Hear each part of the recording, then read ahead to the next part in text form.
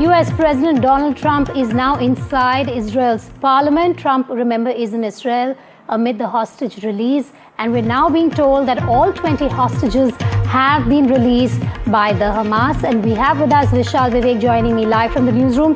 Vishal, big news there, all 20 hostages released. But now the man on our screen is taking center stage. And earlier in the day, you had US President Donald Trump even say that this perhaps is the biggest deal that he has ever been a part of. Well, he won't be wrong about that, because so far the war has killed close to 70,000 people, 67,000 on the Gazan side and almost 2,000 to 3,000 on the Israeli side. But this is a big moment in the war, because the war seems to have finally ended to some extent. We still are to hear from Hamas as to what they think about laying down arms. That's one of the biggest contentions at the moment. But all the hostages, all 20 hostages that had been in captivity for the last 2 years, they have been released. They have been handed over to the Red Cross.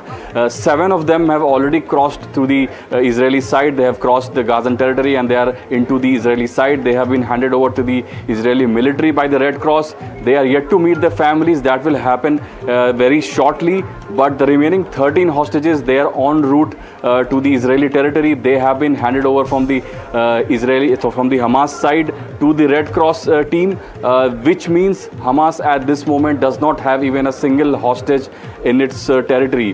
That is the biggest update, because Hamas had been playing on that card, because that was the biggest bargaining chip of Hamas as far as it is concerned, as far as the war is concerned.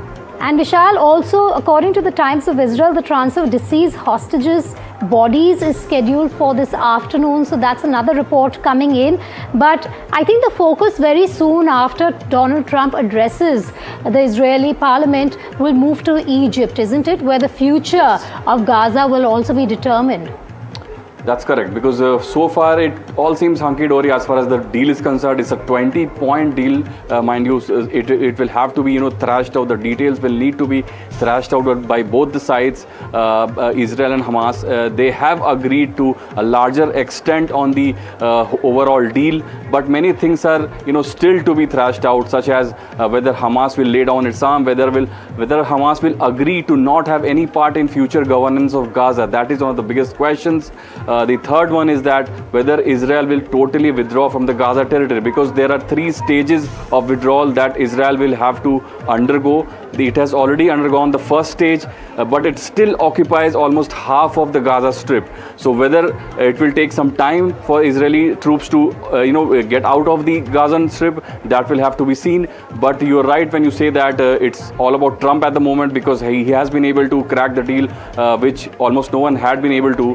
He had been trying really hard. He had sent his ambassadors to almost all corners of Middle East. Qatar and Egypt had been trying to do some background work. They were the ones that started negotiations, but it was only after Trump joined in that it was successful. And just now, Steve Witkoff, the US ambassador to the Middle East, he has also revealed that even UK played a huge part in cracking of the deal, because Jonathan Powell, the national security advisor of UK, he has been credited by the US side as to playing a big part in cracking of the deal. So there are some new players emerging. We'll have some new pictures of the remaining hostages that are set to cross into the Israeli territory. We already had the pictures of some of the hostages that had gone into the Israeli territory. I'll be back with you in a moment from now, but a quick recap for our viewers. After 2 years now, Hamas holds no more living hostages, as the final 13 hostages have been handed over to the Red Cross and then, of course, to the IDF. You have US President Donald Trump there at the parliament in Israel. He will be addressing the members of parliament shortly. There's been jubilation that we've seen at the hostage square as well in Israel. And of course, we are also getting to know, according to reports, that the bodies of the deceased will be handed over to Israel this afternoon. Now, going back to Vishal, I think the Egypt talks are going to be highly crucial, and one of the biggest challenges that the delegations who are going to be present there from different countries, the top leaders there, that they will have to discuss is the rebuilding of Gaza as well, and who will be funding it. Yes, and talking about rebuilding of Gaza, some estimates suggest that it could take, decades to, bring Gaza back on its feet, because almost 80% of the Gaza Strip is almost rubble now, close to billions of dollars of damage. Some estimates is that the damage could be running into 200 to 300 billion dollars. That's a mammoth amount for an impoverished territory that has almost always existed under the close eyes of Israel, under the close guard of Israel.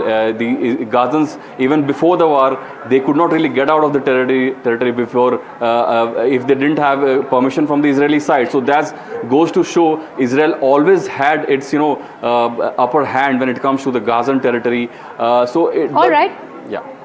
Vishal, thanks for joining us live there. We, of course, will bring you all the developments from the ground. We have a correspondent in Tel Aviv as well. Blake has been bringing you all the updates. Vishal, Gauri and Vishnu Som here from New Delhi also bringing you the latest.